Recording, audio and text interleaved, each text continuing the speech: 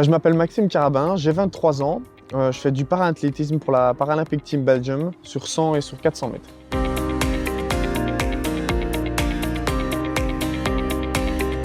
Tout d'abord, après mon accident, il a fallu d'abord s'en remettre et puis trouver de quoi se réinventer. Donc je me suis tourné vers le cyclisme, la natation, ça ne m'a pas vraiment attiré. Et puis j'ai eu la chance d'essayer l'athlétisme. Et très vite, ça m'a rappelé l'usage de mes bras en handball. Donc il fallait travailler très durement, être très assidu dans son sport. Et puis de fil en aiguille, j'ai demandé pour revenir un jour, puis un autre jour. Et on m'a dit, go, inscris-toi. Et c'est de là que tout est parti, d'une petite motivation à aujourd'hui de grandes ambitions.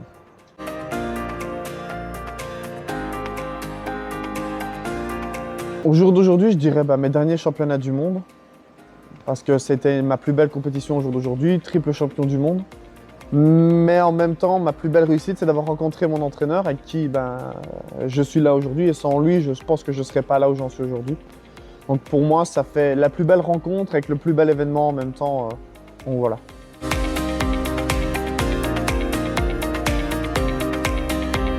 Une expérience mémorable. À Kobe, au dernier championnat du monde, je participais aux 100 mètres et aux 400 mètres. Et puis à la fin de ces deux épreuves où j'ai fait le doublé, mon entraîneur vient me trouver et il me dit on peut t'inscrire sur le 1500 pour le fun, si ça te tente, d'aller chercher une troisième médaille, si possible. Et donc je me dis vas-y, on tente le truc et ça s'est avéré être ultra positif parce que j'ai fait une troisième médaille d'or sur un petit « est-ce que tu veux ou pas le faire ?» Donc c'était vraiment une expérience mémorable. À l'autre bout du monde, on se dit « go, on s'amuse un peu » et l'amusement se transforme en médaille. Et ce qui a été rendu exceptionnel, c'est que j'étais le premier Belge handi à faire une triplette d'or au championnat du monde en plus.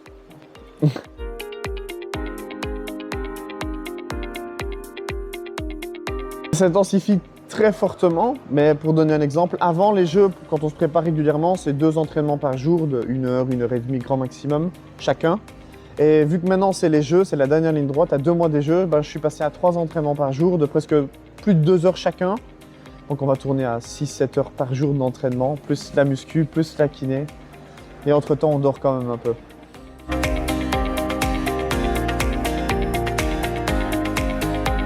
On se prépare seul.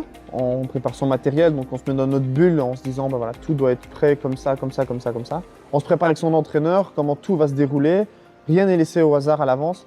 Et la personne clé dans ma préparation mentale, c'est le sophrologue de l'équipe nationale, avec qui j'ai des contacts réguliers pour préparer pour le moindre petit stress, pour tout prévoir à l'avance, avoir des plans de secours au cas où une chose ne se passerait pas comme on l'a prévu. Donc pour moi, c'est lui la personne qui s'occupe de ma prépa mentale et qui fait que mentalement on est prêt.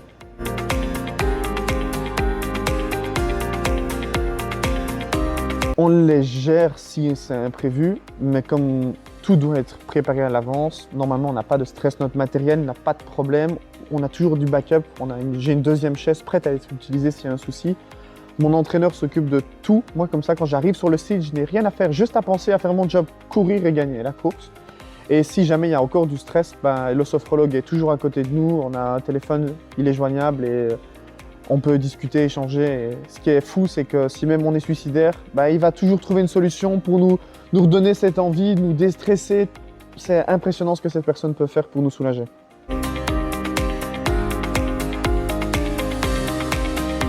Tout d'abord, l'inclusion. Ce qui est génial sur le site de Just ici, en tout cas sur le site de Liège, c'est que tout est à plat. Il n'y a pas d'étage, donc très facile d'accès pour les chaises, il n'y a aucun problème. On ne va pas se dire qu'il y a un escalier, mince, je suis bloqué. Non, justement, tout est facile d'accès. L'excellence opérationnelle, ça, moi, je le promouvois tous les jours lors de mes entraînements. C'est être à l'heure à l'entraînement, assidu, ne pas faire de fautes professionnelles et tout ça. Et c'est les mêmes valeurs que Just renvoie et que moi, je renvoie en tant que personne individuelle. Et le reste, disons qu'on a la même optique de fonctionnement. Donc ça sonnait bien d'accorder nos 2 violons ensemble.